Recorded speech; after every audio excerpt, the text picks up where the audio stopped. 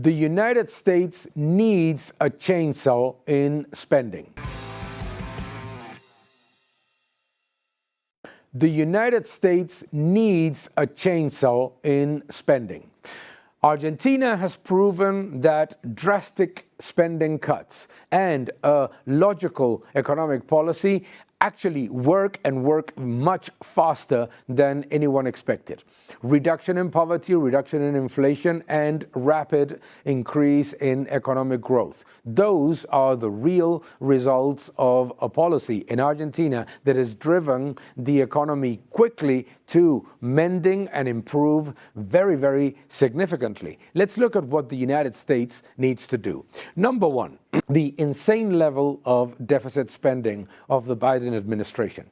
$1.8 trillion of deficit is something that is completely abnormal in a period of economic growth and employment growth. Furthermore, it is entirely driven by uncontrolled expenditure. And that uncontrolled expenditure needs to be cut quickly in order to reduce inflation and to bring back the level of purchasing power of citizens. What is absolutely critical is to undertake those budget cuts quickly, swiftly, and radically. Scott Bessent has said it very, very clearly. The United States doesn't have a revenue problem. It has a spending problem. And this table, courtesy of the Congressional Budget Office, shows it exceedingly clearly. Look at it. If you look at the level of revenues, very strong revenues, not just very strong revenues, but expecting economic growth, employment growth, and no recession, the only thing that really is scary about these projections is that expenditures are rising faster and that the level of deficit does not come below $5 trillion in any of the estimates. This is truly dangerous, and it's showing that it's a spending problem. Economic growth, high revenues, no problem whatsoever in the economy, and at the same time, an absolutely unsustainable deficit that puts the US dollar in danger and that puts the public sector finances in danger. $75 billion of savings in 2 weeks from the Department of Government Efficiency. This is clearly good news, but obviously still not scratching the surface of the big problem in the US economy. Therefore, a lot more has to be done. Let's take it very seriously in any case, and let's applaud it, because $75 billion of savings in 2 weeks means that if that pace is continued, it could reach $1.5 trillion by the end of the year. And with that, definitely a solution to the deficit problem of the United States. But let's not forget that most of it has to come from looking at the inefficiencies over expenditures and corruption in the mandatory spending. That is the most important part and the most difficult one. There are people out there that find it insulting to see an audit of the public spending. It's incredible, isn't it?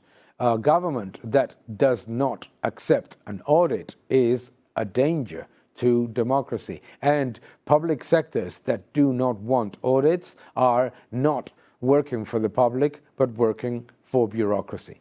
Consumer sentiment is weakening, and is weakening fast. It's weakening in expectations, it's weakening in current conditions, and it's weakening in expectations of inflation. Weakening so fast that it is showing how dangerous it is to continue with this pace of expenditure and with this pace of inflation. Inflation needs to be cut. And in order to cut inflation, you definitely need to reduce government spending and reduce it very, very quickly so that government spending, which is leading money supply growth and is accelerating money velocity, does not continue to be the main driver of inflation. It is absolutely staggering to see that inflation expectations continue to rise when central banks say that they have a hawkish policy.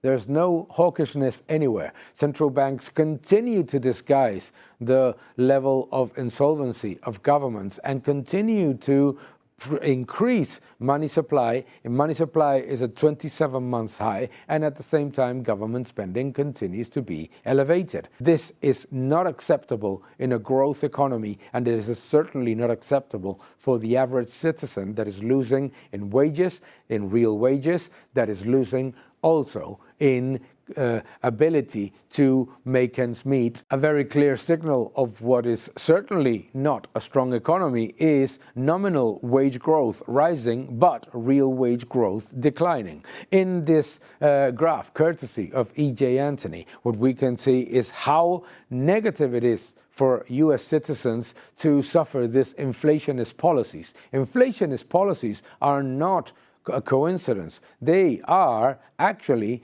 decisions of governments trying to disguise their economic imbalances. Inflationism is a very dangerous policy because it's basically a way of nationalizing the wealth of the economy and bloating government spending at the same time. That's why cutting inflation is and must be the #1 priority for the government. High inflation is bad for bond investors, is bad for citizens, and is certainly bad for families and for businesses. So cutting government spending is a priority, but also central banks need to stop disguising the fiscal imbalances of the states, because by doing that, what they are actually doing is perpetuating inflation. The risk of inflation, the biggest risk for 2025. Let's pay attention to it. Keep defending freedom. Thank you for watching this video. Please subscribe to my channel, like my videos, leave your comments below, and keep defending freedom. Thank you very much.